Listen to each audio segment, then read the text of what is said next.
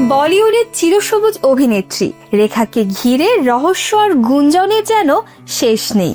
বছরের পর বছর ধরে সবচেয়ে আলোচিত প্রশ্ন, কার নামে সিঁথিতে সিঁদুর পরেন রেখা। অনেকের দাবি সেই নামটি নাকি সঞ্জয় দত্ত। এমনকি এক সময় তাদের গোপন বিয়ের খবরও ছড়িয়ে পড়ে চলচ্চিত্র অঙ্গনে। কিন্তু সত্যি কি এমন কিছু ঘটেছিল?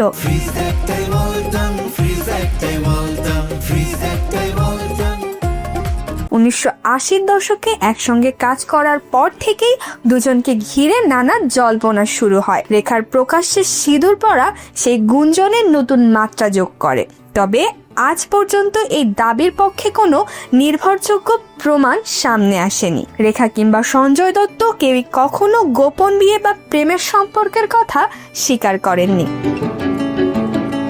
ফলে সঞ্জয়ের নামে রেখার সিঁদুর পরার গল্পটি এখনো বলিউডের সবচেয়ে আলোচিত কিন্তু অপ্রমাণিত রহস্যগুলোর একটি। রহস্যের পর্দা আজও ওঠেনি, আর সেই কারণেই বিষয়টি নিয়ে ভক্তদের কৌতূহলও কমেনি।